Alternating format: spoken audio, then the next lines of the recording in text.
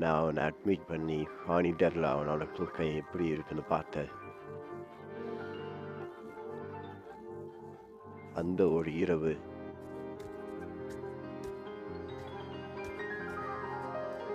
அவனோட உடம்பும் அவனோட கண்ணும் வேகமாக செய்ய ஆரம்பிச்சுது. ஆனால் அது ஒரு நொடியில் முடிஞ்சுது.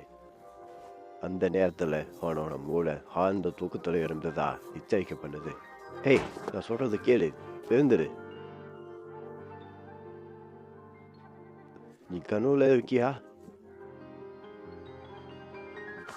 நான் எங்கே இருக்கேன்? இதுதான் ஹாஸ்பிட்டல். நேற்று தான் நீ இங்கே அட்மிட் ஆன. அட்மிட் ஆனேனா? ஓ, ஞாபகம் வந்துடுச்சு. நான் செக் பண்ண ஹாஸ்பிட்டல் வந்தேன். ஆமாம், நான் கனவுல இருந்தேன். அது பயங்கரமான ஒன்று. அது ஒரு வருஷத்துக்கு மேலேயே வந்தது. இவன் போய் சொல்ல நானே என் உள்ளுணர்வு எனக்கு சொன்னது.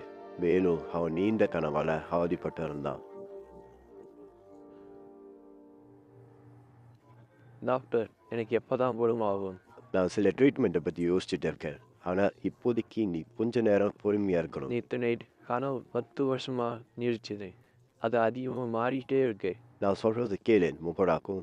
நீ பார்க்குறது எல்லாமே ஒரு இல்லூஷன் தான். அது உண்மையாகவே ஒரு சில நாள் தான் இருக்கும்.